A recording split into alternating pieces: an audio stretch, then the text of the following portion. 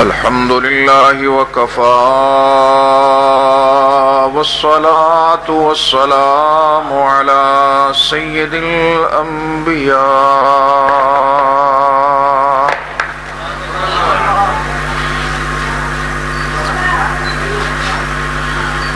وعلى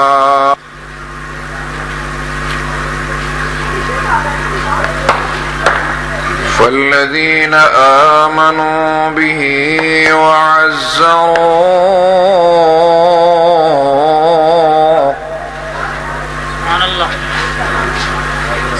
ونصروه واتبعوا النور الذي أنزل معه أولئك هم المفلحون.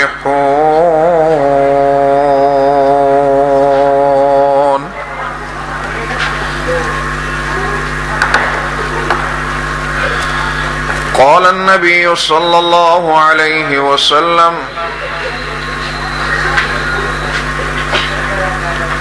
أكرموا حملة القرآن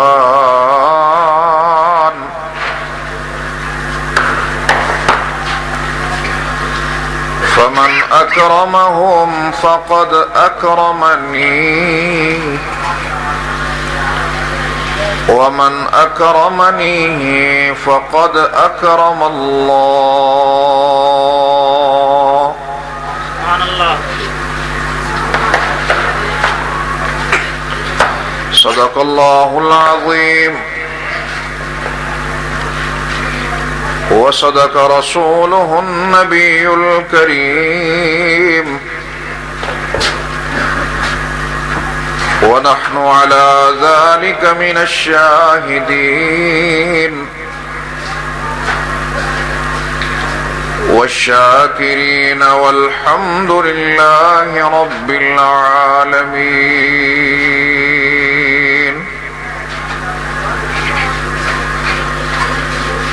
اللهم صل على سيدنا ومولانا محمد وعلى آل سيدنا ومولانا محمد وأصحاب سيدنا ومولانا محمد وبارك وسلم وصل عليه.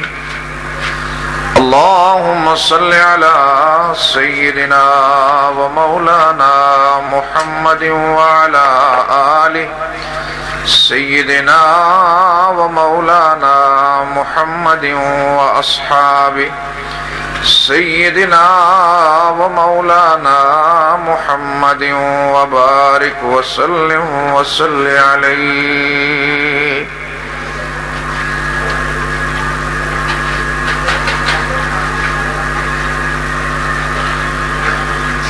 کہاں وہ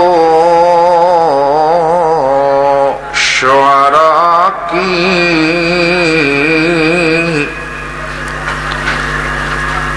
کہاں وہ شعراء کی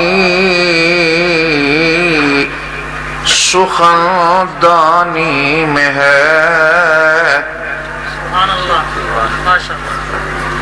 کہاں وہ شعراء کی سخندانی میں ہے جو مزہ جو کیفیت آیت قرآنی میں ہے.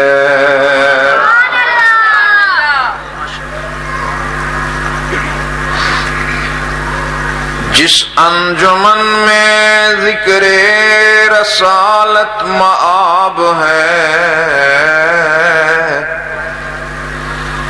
اس انجمن میں سانس بھی لینا ثواب ہے.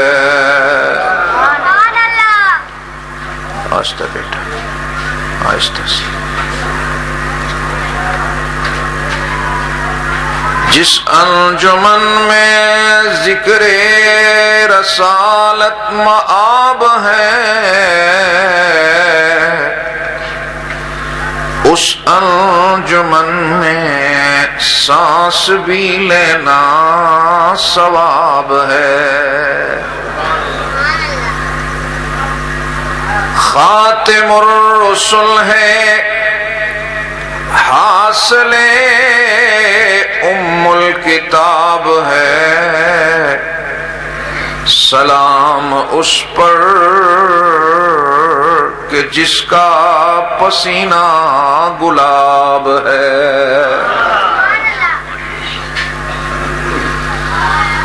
خوشبو ہے دو عالم میں تیری، پسینہ گلاب ہے نا، خوشبو ہے دو عالم میں تیری، اے گل چیدہ کس منہ سے بیاں ہوں تیرے اوصاف حمیدہ۔ تجھ سا کوئی آیا ہے نہ آئے گا جہاں میں، تجھ سا کوئی آیا ہے نہ آئے گا جہاں میں، دیتا ہے گواہی یہی عالم کا جریدہ۔ اللہم صل علی سیدنا و مولانا محمد وعلی آل سیدنا و مولانا محمد و اصحاب سیدنا و مولانا محمد و بارک وسلم وصل علیہ۔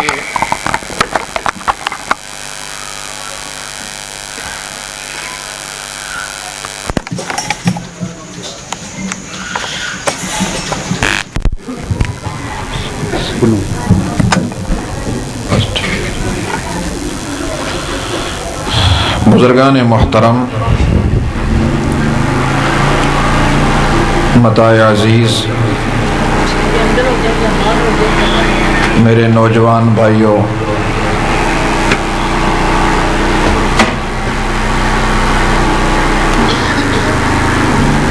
آپ کے اس محلہ میں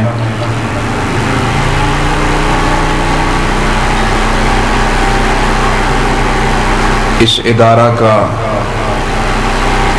اقرا روضۃ الجنہ اکیڈمی کے تحت آج جو یہ خوبصورت بزم سجی ہے، پہلی بار حاضری کی سعادت حاصل کر رہا ہوں۔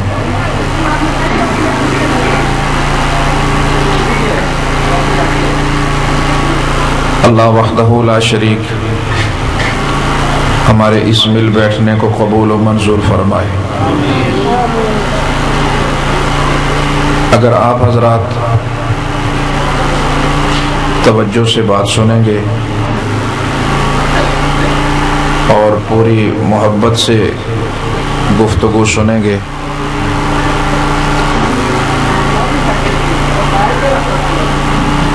تو شاید کوئی مقصد کی بات کرنے میں کامیابی حاصل ہو جائے، اور اگر صرف کسی کی خطابت، کسی کے الفاظ، کسی کا ترنم سننے کی حد تک اگر آپ تشریف فرما ہے تو شاید اس میں زیادہ کامیابی نہ ہو۔ اس لیے کہ میری کوشش ہوتی ہے کہ کوئی بامقصد سی گفتگو، ایک تو جنریٹر کا شور، اوپر سے آپ کی لاچاری، اس صورتحال میں کیا یار اس میں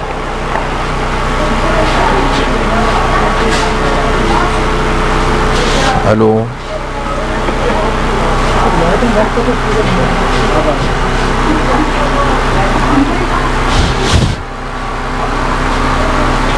اگر یہ جنریٹر کہیں دور لگا تھوڑا سا توجہ دیں گے، آگے قریب آ جائیں، نزدیک آ جائیں تھوڑے، اللہ جزائے خیر دے۔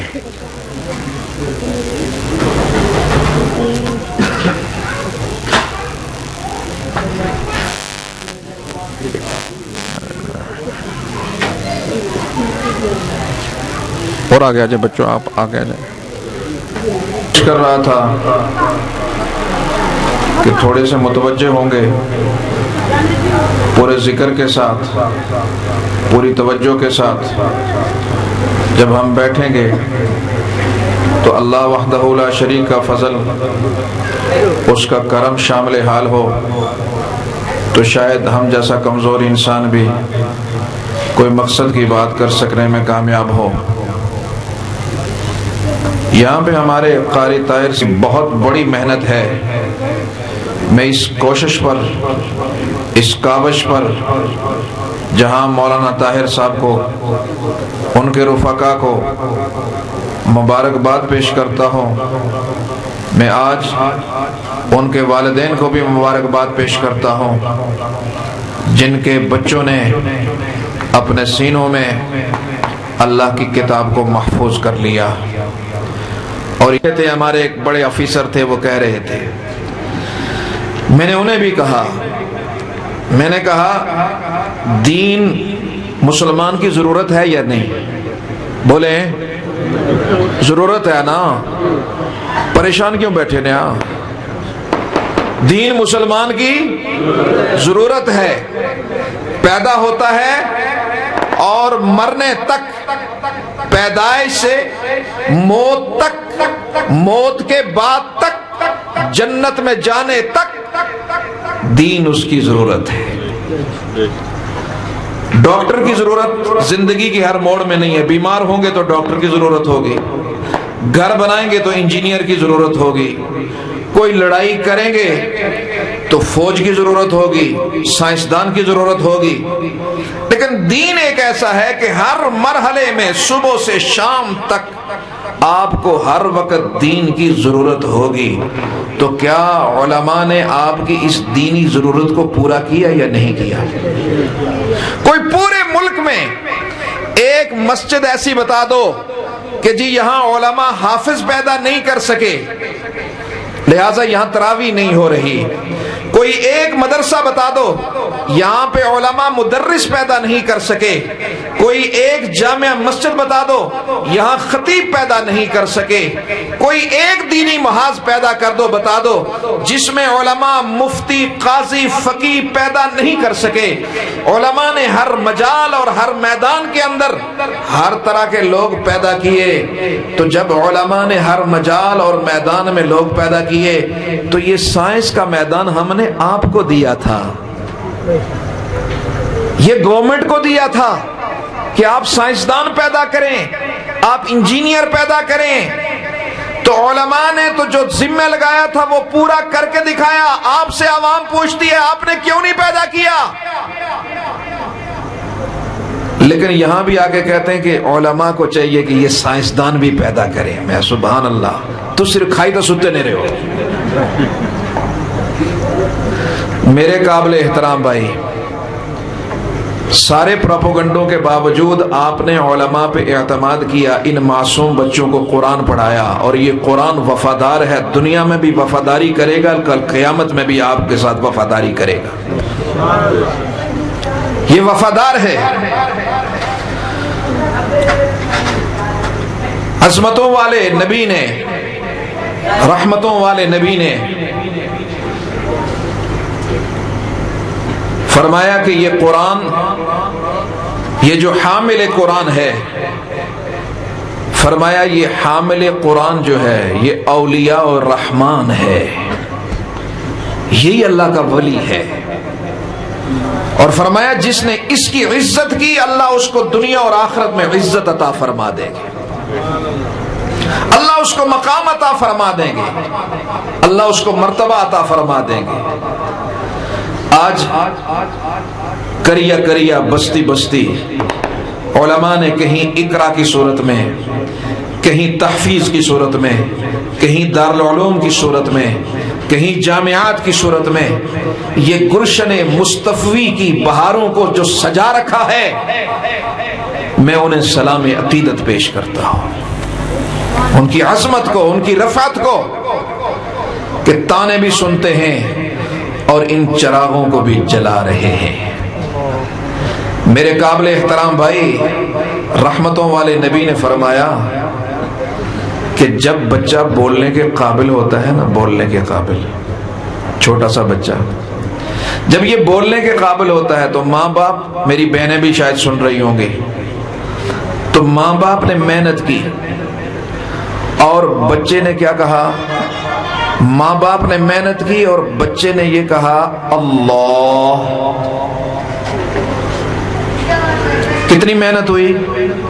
ممکن ہے 5 منٹ لگے ہوں، 2 منٹ لگے ہوں، 10 منٹ لگے ہوں، بچہ بول نہیں سکتا، ابھی تھوتلی زبان سے بول رہا ہے، تو ماں نے کہا بیٹا کہو اللہ، باپ نے بھی کہا بیٹا کہو اللہ۔ وہ بڑی مشکل سے تلفظ نکل نہیں رہا، محنت کی باپ نے بھی ماں نے بھی۔ اس مجمع میں کوئی بھی شاید نہیں بتا سکتا کہ اس نے اپنے بیٹے پہ یہ محنت کی ہو، کیونکہ اللہ دل میں ہوتا ہے تو زبان پہ آتا ہے۔ معصوم بچہ بولنے کے قابل ہوا تو باپ نے کہا بیٹا کہو اللہ، ماں نے کہا بیٹا کہو اللہ۔ وہ تھوتلا سا بچہ ایک دن چلا، دوسرے دن چلا، نہیں بول سکا، محنت لگی رہی۔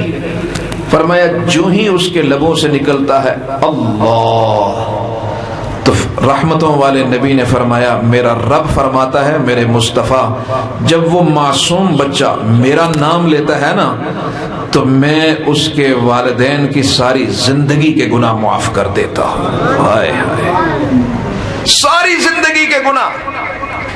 رب العالمین یہ تو ساری زندگی اللہ اللہ کی تسبیحیں کرے گا، یہ زندگی میں شاید لاکھوں مرتبہ اللہ اللہ کہے، اس کے والدین نے شاید لاکھوں مرتبہ تسبیح کی ہو۔ یہ کیا وجہ ہوئی کہ ایک بچے نے بسم اللہ پڑھا یا اللہ کہا تو اس کی زندگی کے سارے، والدین کی زندگی کے گناہ معاف ہو گئے؟ فرمایا وہ اس لیے کہ یہ انسان دنیا میں آیا ہی ہے میرا تعارف کروانے کے لیے، میرا تعارف کروانے کے لیے آیا۔ اس نے نئے آنے والے انسان کو میرا تعارف کروایا، اس نے اپنی ڈیوٹی پوری کی، میں نے اس ڈیوٹی پوری کرنے پہ اس کی زندگی کے سارے گناہ معاف کر دیے۔ اللہ، اگر والدین بچے پہ محنت کریں اور وہ بچہ اللہ کہے، اس کی زندگی کے سارے گناہ معاف ہو جائیں، تو اس استاذ کا کیا مقام اور مرتبہ ہوگا جو الف لام میم سے لے کر والناس تک سارا قرآن اس کے سینے میں منتقل کر دے۔ اس کا کیا مقام اور مرتبہ ہوگا، اس کو کتنا عروج ملے گا۔ اور یہ جو حضرات ہیں نا جو حفظ کے نظام سے واقف نہیں ہیں، انہیں شاید پتہ ہی نہیں ہے، یہ کہتے ہیں کہ کوئی قاری صاحب نے نسخہ رکھا ہوا ہے تو یہ پڑھتے جاتے ہیں اور یہ بچے رٹتے جاتے ہیں۔ حفظ ایک بڑا اوکھا کام ہے۔ یہاں ملک کا جو وزیر داخلہ ہے اس کو پوچھا قل ہو اللہ کتنی مشکل ہی، پوچھو سنا کہ کتنی مشکل ہی۔ وہ ایک لڑکا تھا تو اس نے حفظ شروع کیا تو 5-6 سال تھا، وزیر داخلہ کی طرح تھا ماشاءاللہ، تو اس نے کوئی 3-4 صورتیں آخری معوذتین اور سورہ اخلاص اور سورہ لہب اور سورہ نصر جو ہے یہ بڑی مشکل سے پڑھی ہیں 3-4 سال لگا کر۔ تو وہ اس کا والد آیا، اس نے کہا یار یہ اتنے عرصے سے پڑھ رہا ہے، کیا پڑھ رہا ہے؟ انہوں نے کہا جی قرآن حفظ کر رہا ہے۔ کہا اچھا کتنا کیا ہے؟ جو کچھ صورتیں 5-6 بڑی صورتیں کر لی ہیں۔ اچھا اچھا، بچہ بلایا بیٹا سناؤ سورہ نصر سناؤ، اذا جاء نصر اللہ والفتح۔ اس نے باقاعدہ حفظوں والا سٹائل بنایا، اذا جاء نصر اللہ والفتح والفتح والفتح ورائیت النصر ورائیت النصر۔ تو انہوں نے کہا بھئی آگے پڑھو۔ کہنے لگا استاد جی منزل تھوڑی زیادہ ہی تو متشابہ لگی جانے، بس کیا کریے۔ تو یہ بڑا مشکل کام ہے۔ ہمارے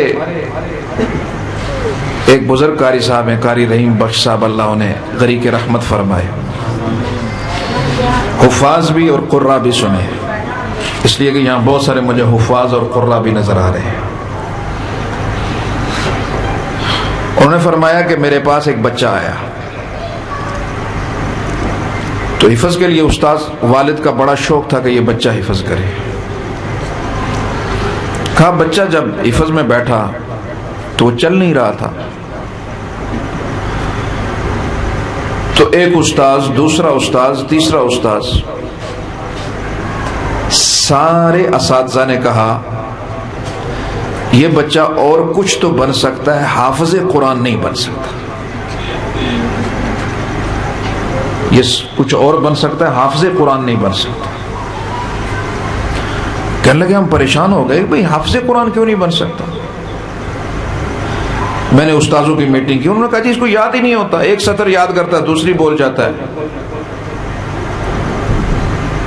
تو اس کے والد کو بلایا، تو بلا کر کہا کہ بھائی صاحب آپ کا یہ بیٹا ہے، ہمارے لیے بڑا پیارا ہے، عزیز ہے۔ میں نے اپنے تمام اساتذہ کو کہا، سب نے متفقہ طور پر یہ رائے قائم کی کہ یہ حفظ نہیں کر سکتا۔ استاد وہ والد بیچارہ رونے لگا، کہنے لگا میرا اکلوتا بیٹا تھا، میری بڑی خواہش تھی کہ یہ حفظ کرے۔ کہا بھئی تیری تو خواہش تھی لیکن یہ حفظ نہیں کر سکتا، کیسے کرے؟ والد چلا گیا۔ 3-4 سال کے بعد وہ والد اس بچے کو لے کر میرے پاس دوبارہ آیا، کہنے لگا حضرت یہ وہی بچہ ہے جس کو آپ نے اور آپ کے اساتذہ نے یہ کہہ کر کہ یہ حفظ نہیں کر سکتا یہاں سے فارغ کر دیا تھا، آج یہ حافظ قرآن ہے،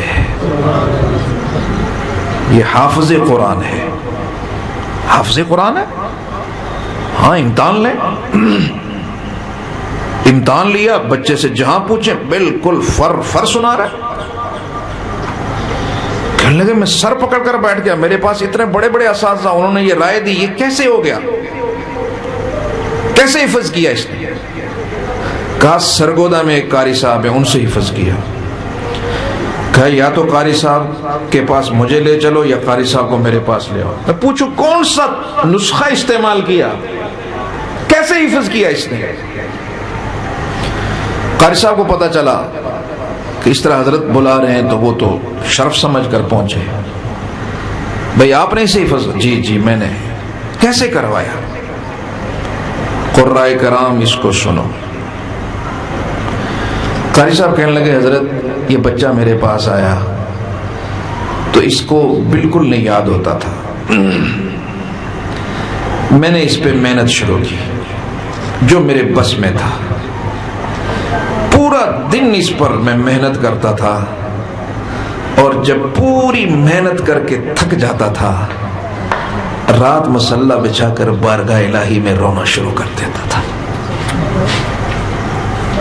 رب العالمین یہ تیری کتاب ہے، میرے بس میں نہیں کہ میں اس کے سینے میں منتقل کروں، میرے اللہ میں نے اپنی ساری توانائی لگا دی، یہ معصوم بچہ ہے، اس کے والد کی تمنا ہے کہ یہ تیرا قرآن یاد کرے، میرے اللہ میں نے توانائی لگا دی ہے، ساری توانائی لگا کر اب تجھ سے درخواست کرتا ہوں اس کے سینے کو کھول دے۔ کہنے لگے یہ ایک دن نہیں، جتنا عرصہ پڑھاتا رہا، دن کو اس پہ محنت، رات کو بارگاہ الہی میں روتا رہا، اللہ نے اسے حافظ قرآن بنا دیا۔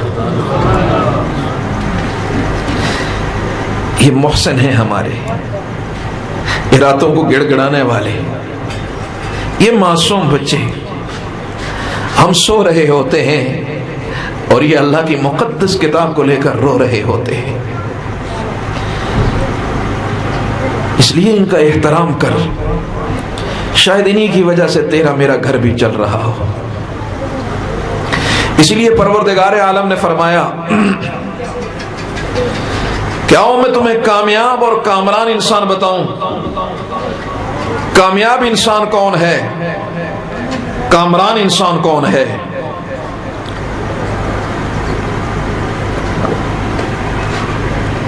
ہمارے ہاں کامیابی اور کامرانی کے پیمانے الگ الگ ہیں،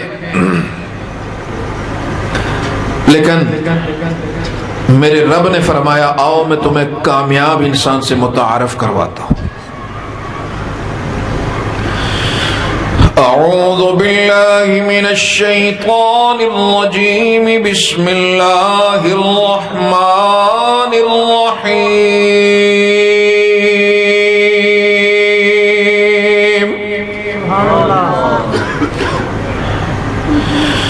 فالذین آمنوا به وعزروا ونصروا واتبعوا النور الذي أنزل معه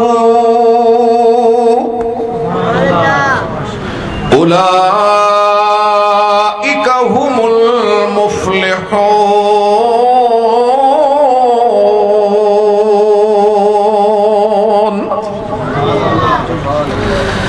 کائنات کا خالق رب، کائنات کا مالک رب، سب کی بگڑی بنانے والا میرا اللہ، سب کی مشکل کشائی کرنے والا میرا اللہ، قوموں کے عروج و زوال کی داستانیں بنانے والا بتانے والا میرا اللہ اپنی عظمت والی کتاب میں اعلان فرمانے لگا آؤ میں تمہیں کامیاب انسان سے متعارف کرواؤں۔ کامیاب جماعت کون، کامیاب پارٹی کون؟ ہمارے ہاں تو کامیاب ہوا نا جسے ووٹ زیادہ مل جائے۔ کائنات کا رب فرماتا ہے نہیں نہیں، کامیاب لوگوں کا تعارف میں کرواتا ہوں۔ فالذین آمنوا به وعزروا،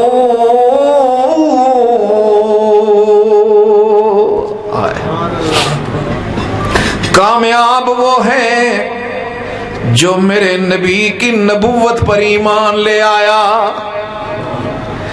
جس نے اسے خاتم النبیین مانا، جسے اسے میرا مصطفیٰ مانا، میرے محبوب کی نبوت پر ایمان لے آیا، میرے نبی کو نبی مانا، میرے نبی کی ذات کو بھی مانا، میرے نبی کی بات کو بھی مانا۔ آج نبی کی ذات پہ تو جلسے ہوتے ہیں، ذات کے تذکرے بڑی محبت سے ہوتے ہیں، ذات کے تبصرے بڑی محبت ہوتے ہیں، بڑے بڑے اجتماعات ہوتے ہیں، لیکن جب بات کی بات آتی ہے تو سر کھجانے لگتے ہیں۔ فرمایا کامیاب لوگ وہ ہیں جو مصطفیٰ کی ذات پہ بھی ایمان لے آئے، مصطفیٰ کی بات پہ بھی ایمان لے آئے۔ فالذین آمنوا به وعزروا،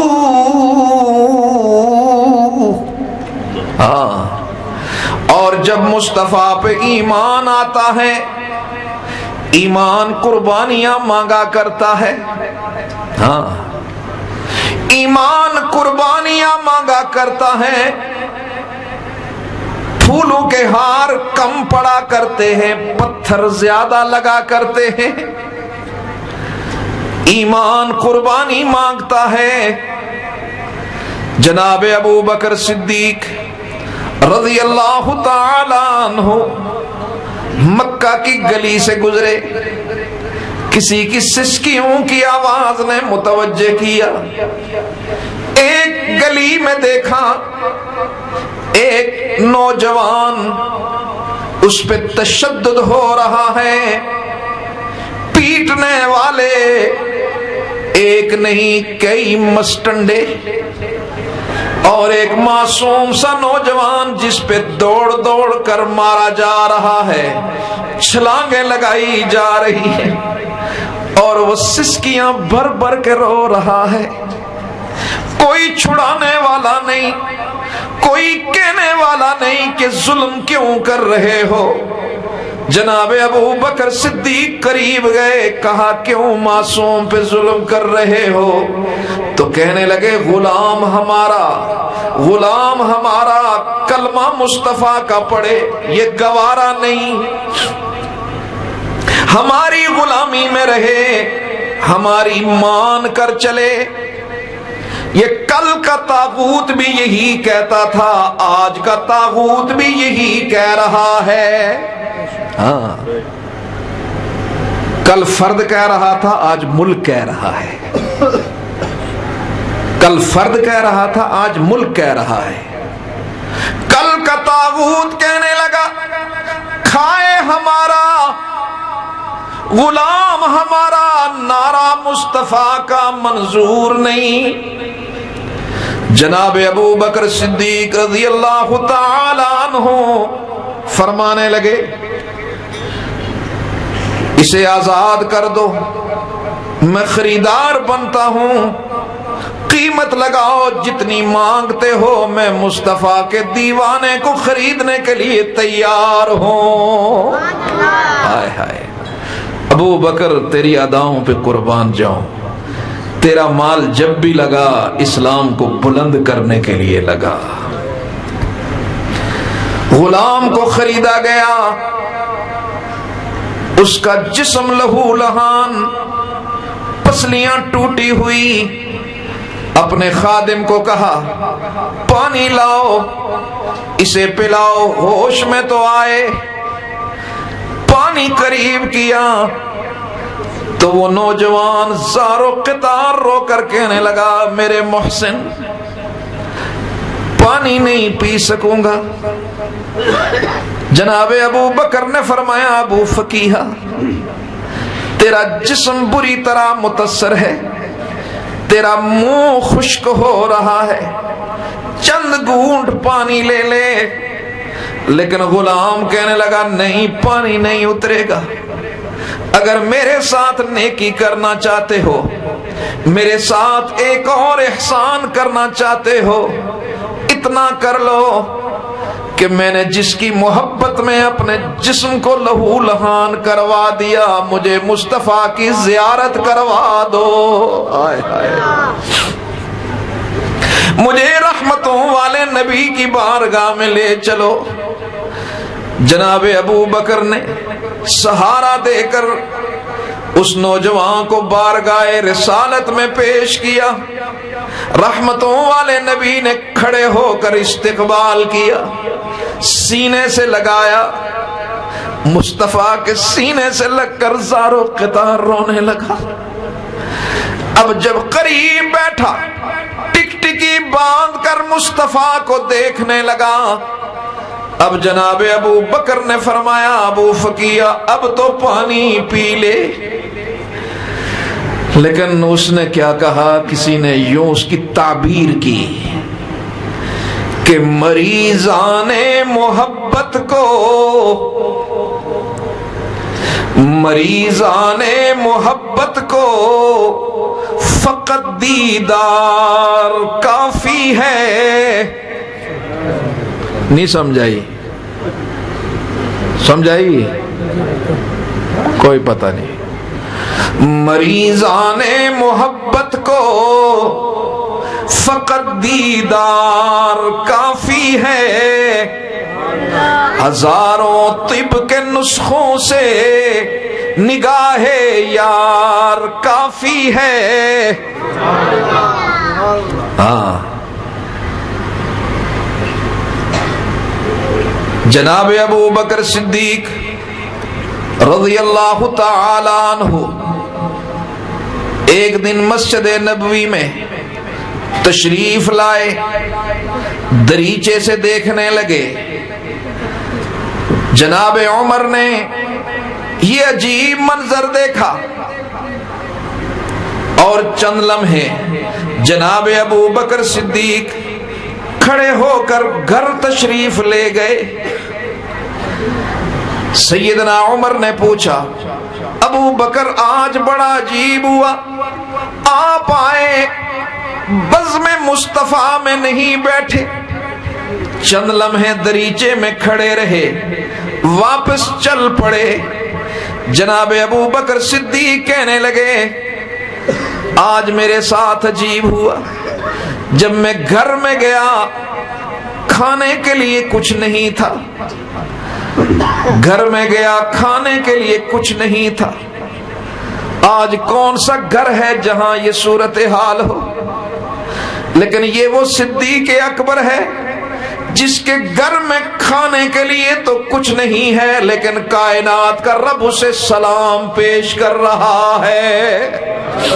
ہاں، کہنے لگے جب کھانے کے لیے کچھ نہ ملا، تلاش کیا تو سوچا کس کے دروازے پہ دستک دوں، تو دل نے کہا کہیں دور جانے کی ضرورت نہیں، چل مصطفیٰ کے چہرہ انور کی زیارت کرتے ہیں، اس محبوب کی زیارت کرتے ہیں جس کی محبت میں سب کچھ لٹا دیا۔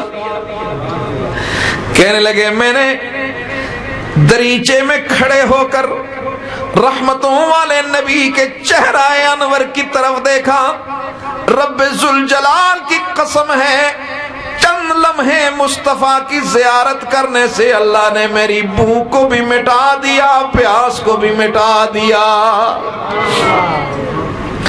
مریضان محبت کو فقط دیدار کافی ہے، ہزاروں طب کے نسخوں سے نگاہ یار کافی ہے۔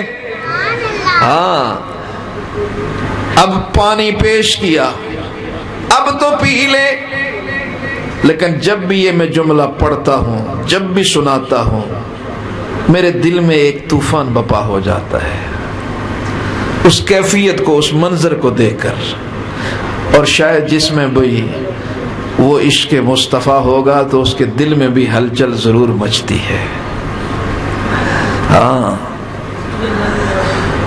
اب جناب ابو بکر نے پیالہ تھمایا، فرمایا ابو فقیہ اب تو پی لے، دیدار مصطفیٰ کر لیا، اب تو پانی پی لے۔ ابو فقیہ نے برستی ہوئی نگاہوں سے کہا میرے محسن، اگر پانی پلانا چاہتا ہے، اگر مجھے پانی دینا چاہتا ہے، یہ پیالہ ذرا مصطفیٰ کے ہاتھ میں تھما، یہ پیالہ مصطفیٰ کے ہاتھ میں تھما، میں ان ہاتھوں سے پینا چاہتا ہوں جن ہاتھوں کی محبت میں لہو لہان ہو گیا۔ پلا دے ساقیا، پلا دے ساقیا، پیمانہ پیمانے کے بعد، پلا دے ساقیا، پیمانہ پیمانے کے بعد، مطلب کی بات کروں گا ہوش میں آنے کے بعد۔ میرے قابل احترام بزرگ، گزارش یہ کر رہا تھا کہ ایمان کا پہلا زینہ، کامیابی کا پہلا زینہ کیا ہے؟ کیا زینہ ہے؟ تُسے کہ کہنے کی تنا کیا فائدہ؟ یا تو سمجھ نہیں آج نہیں، یا کتا ادھر بیٹھے نیا۔ بھائی کامیابی کا پہلا زینہ کیا ہے؟ ہاں جزاک اللہ خیر، ایک کوئی تو تھیا اللہ نہ بندہ، باقی سارے ہیں سبحان اللہ۔ ہاں جی بڑا مزہ آیا جی ماشاءاللہ، حضرت نہ بیان صاحب آخیا کہ آپ بہت چنگی گلہ آنے سے، لیکن پتہ نہیں پھر وہ ایک خطیب صاحب تقریر کر رہے تھے تو مجمع سو گیا سارا، کیونکہ انہوں نے بھی، ہمارے حضرات جو ہے نا وہ بھی تو نعت خوانوں کی ایک فوج رکھتے ہیں پوری، اور وہ فوج پوری جناب بالکل پچھاڑ کے رکھ دیتی ہے، اور بیان کے لیے 12 سے 1 بجے پھر خطیب صاحب فکری گفتگو کریں گے۔ ان کا پہلے جنازہ نکل چکا ہوتا ہے پوری طرح سے، تو صحیح رہے سارے بیچارے۔ تو وہ بیچارہ کہتا ہے وہ جاگو بات سنو میری، تو ایک کوئی اٹھا، اس نے تھوڑی تھوڑی آنکھ کھولی، اس نے کہا حضرت لگے رہے ہو، تو جو کچھ فرماؤ گے سنو، پورا اعتماد ہے کہ درست آنکھو گے۔ تو اس بھی ہوا ہے۔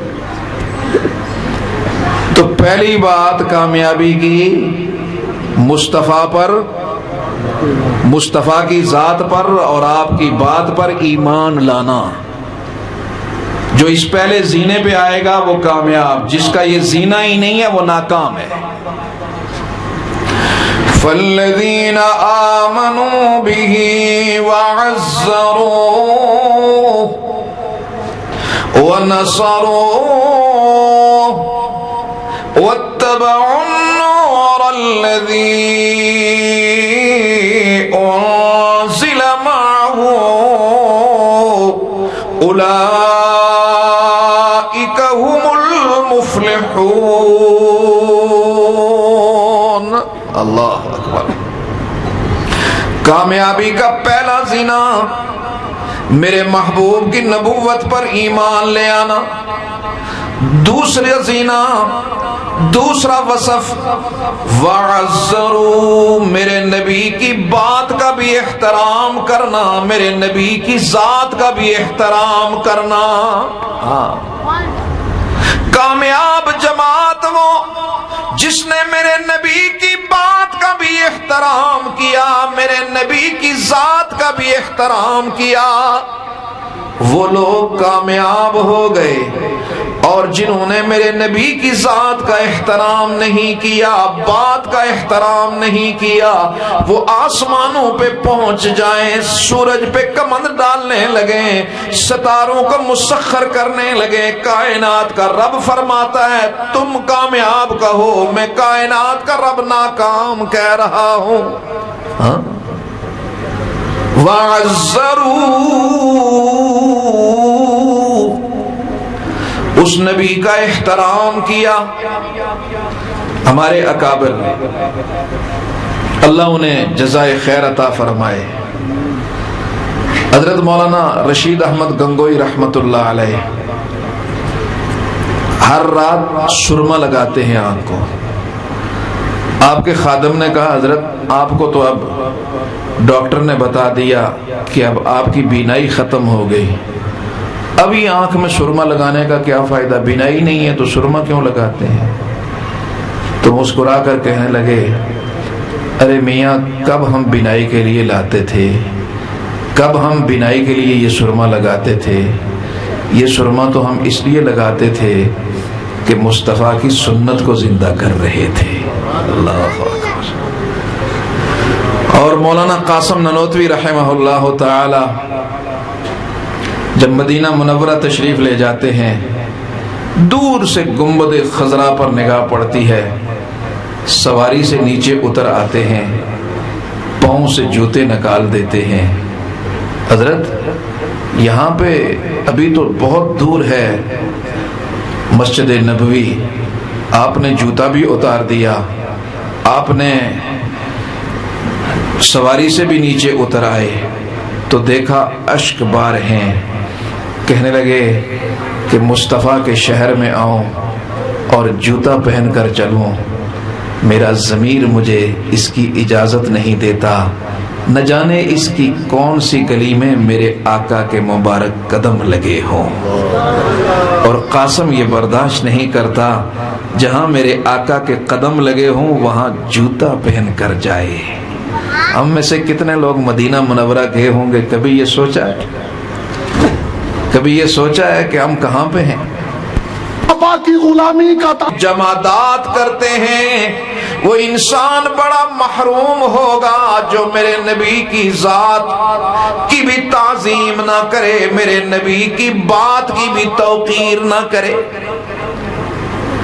ہاں یہ یاد رکھو، آہستہ آہستہ بات آگے آ رہی ہے. وہ کیسے؟ رحمت دو عالم صلی اللہ علیہ وسلم معصوم بچہ جب جناب حلیمہ کے گھر میں تھے، توجہ کرنا، جب جناب سیدہ حلیمہ کے گھر میں تھے، آپ کی بہن شیمہ کہنے لگی اماں سے، اماں یہ معصوم قریشی، یہ جو میرا رضائی بھائی ہے، اسے میرے ساتھ بھیج، بکریوں کو چرانے کے لیے یہ جائے گا تو میں بھی جاؤں گی. بیٹا یہ تو چھوٹا سا ہے، بڑا معصوم ہے، شدت کی گرمی ہے، یہ گرمی متاثر کرے گی، اسے رہنے دے، اسے ساتھ نہ لے جا۔ شیما کہنے لگی نہیں اماں، گرمی کچھ نہیں کہے گی۔ کیوں، کیسے؟ کہا جب میں اسے لے جاتی ہوں، قسم ہے بیت اللہ کے رب کی، جب میں اسے لے جاتی ہوں تو جن راستوں پہ میں چلتی ہوں میرے اوپر بادل سایہ فگن رہتے ہیں، اور جب میں چراگاہ میں جاتی ہوں میں نے ایک عجیب منظر دیکھا، جب یہ معصوم نہیں ہوتا بکریاں دور بھاگ جاتی ہیں، ان کے پیچھے دوڑتی رہتی ہوں، کبھی ادھر دوڑتی ہوں کبھی ادھر دوڑتی ہوں، لیکن جس دن یہ معصوم بچہ میرے ساتھ ہوتا ہے ایک عجیب منظر نظر آتا ہے، بکریاں میرے ارد گرد رہتی ہیں، میرے چاروں طرف رہتی ہیں، چرتی کم ہے، اس معصوم کو زیادہ دیکھتی رہتی ہے، اس معصوم کو زیادہ دیکھتی رہتی ہے، اس لیے مجھے اس معصوم کو مجھے میرے ساتھ لے چلنے دو۔ وہ عظمتوں والا نبی جس کی محبت جانور کے دل میں موجود، وہ امتی کیسا بد نصیب ہوگا جس کے دل میں مصطفیٰ کی محبت نہیں ہوگی۔ رحمتوں والا نبی سفر پہ نکلا، ایک ہرنی نے آواز دی، اللہ کے نبی کو بلایا، اللہ کے نبی کے ساتھ جانوروں نے بات کی۔ خصائص کبریٰ اٹھا کر دیکھیں، ایک نہیں بے شمار جانور کہ انہوں نے کس کس انداز میں مصطفیٰ کی عظمت کو بیان کیا ہے، کس کس انداز میں۔ وہ مادہ ہرن رحمتوں والے نبی کو بلانے لگی، اور رحمتوں والا نبی قریب جا کر کہنے لگا کیوں بلایا؟ کہنے لگی اللہ کے محبوب، اس شکاری نے مجھے گرفتار کیا، میرا کوئی احتجاج نہیں، اس لیے کہ اللہ نے اس کو اجازت دی ہے، میں اس کے لیے حلال ہوں، میری اتنی درخواست ہے، اسے اتنی سی بات کہیں، مجھے اجازت دے میں وہ پہاڑ کے پیچھے اپنے معصوم بچوں کو دودھ پلا کے آ جاؤں، میرے بچے ہیں، بھوک سے نہ ڈالیں، میں انہیں آخری بار دودھ پلا کے آ جاؤں، اتنی اجازت دیں۔ اللہ کے محبوب نے فرمایا اسے جانے دو، یہ دودھ پلا کے واپس آ رہی ہے۔ کہنے لگا آقا آپ کا حکم سر آنکھوں پر، لیکن یہ تو جانور ہے، بڑی مشکلوں سے کتنے دن دوڑتا رہا، بڑی مشکلوں سے اسے گرفتار کیا، یہ تو بھاگ جائے گی، بدک جائے گی۔ اللہ کے محبوب نے فرمایا جانور تو ہے لیکن مصطفیٰ کے ساتھ وعدہ کرتا ہے، جانور مصطفیٰ کے ساتھ جو وعدہ کرتا ہے اس کو پورا کیا کرتا ہے۔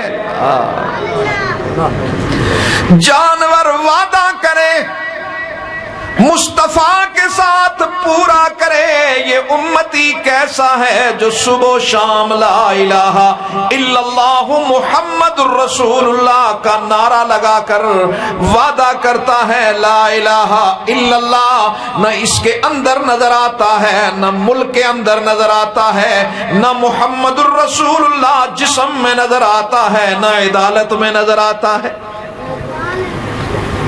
پھر اس کو امن کیسے آئے، اس کو چین کیسے آئے، اس کو عزت کیسے ملے؟ جانور وعدہ کرے تو اس وعدے کو نبھائے، اور مصطفیٰ کا امتی وعدہ کرے اس کو نہ نبھائے تو اس کو چین کیسے آئے گا، اس کو قرار کیسے آئے گا، اسے عظمت کیسے ملے گی؟ اور وہ مادہ ہرن چند لمحوں کے بعد رحمت دو عالم صلی اللہ علیہ وسلم کے قدموں میں سر رکھ کر آپ کا شکریہ ادا کر رہی ہے۔ رحمتوں والے نبی نے فرمایا اس کو آزاد کر دے، حکم نہیں دیتا، سفارش کر رہا ہوں۔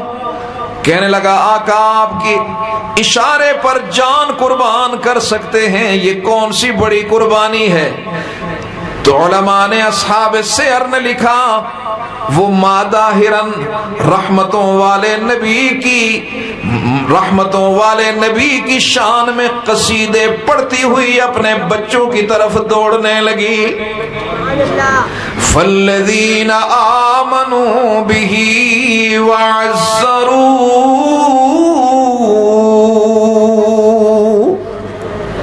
میرے قابل احترام بھائی، گزارش یہ ہے، جانوروں نے احترام کیا، نباتات نے احترام کیا. سیدنا علی فرماتے ہیں کہ میں ایک دن نبی علیہ الصلوۃ والسلام کے ساتھ باہر نکلا تو مجھے کوئی درخت اور کوئی پتھر ایسا نہیں ملا جس نے مصطفیٰ کو سلام نہ پیش کیا. سلام نہ پیش کیا. جانور، درخت مصطفیٰ کی عظمت کو سمجھیں، احترام کریں. یہ امتی کیسا ہے جو نعرہ تو لگاتا ہے مصطفیٰ کے ساتھ محبت کا اور ناراض نہ ہونا، بہت احترام کے ساتھ، بہت عاجزی کے ساتھ، بہت انکساری کے ساتھ عرض کرتا ہوں کہ یہ صبح سویرے اٹھ کر اپنی شناخت کو مٹاتا ہے کہ کوئی مجھے یہ نہ سمجھ لے کہ میں مصطفیٰ کا امتی ہوں. مصطفیٰ کی سنت کو گندی نالی میں روزانہ بہاتا ہے. کیا یہ مصطفیٰ کا احترام ہے؟ میرے قابل احترام بھائی، میں بڑی عاجزی کے ساتھ کہوں گا، بڑی انکساری کے ساتھ کہوں گا کہ اگر آپ نے اپنے گھر میں ایک پاکستانی آرمی کا جرنیل ہے، اس نے اپنے گھر میں پاکستان کا جھنڈا لگایا ہوا ہے، اس نے اپنی جیب پر پاکستان کا فلیگ بنایا ہوا ہے، اس نے اپنی گاڑی پر پاکستان کا جھنڈا لگایا ہوا ہے، وہ زبان سے بھی نعرہ لگاتا ہے پاکستان زندہ باد، وہ جہاں جاتا ہے پاکستان کی بات کرتا ہے، لیکن وردی وہ ہندوستان کی فوج کی پہنتا ہے. جو لوگ آرمی میں رہے، مجھے ایمانداری سے بتاؤ کہ کسی فوج میں وہ انڈیا کی وردی پہن کر اپنے کسی یونٹ کے اندر وہ جانا چاہے جا سکتا ہے؟ اس کو قبول کیا جائے گا؟ اس کو گرفتار کر دیا جائے گا کہ یہ تو جاسوس ہے.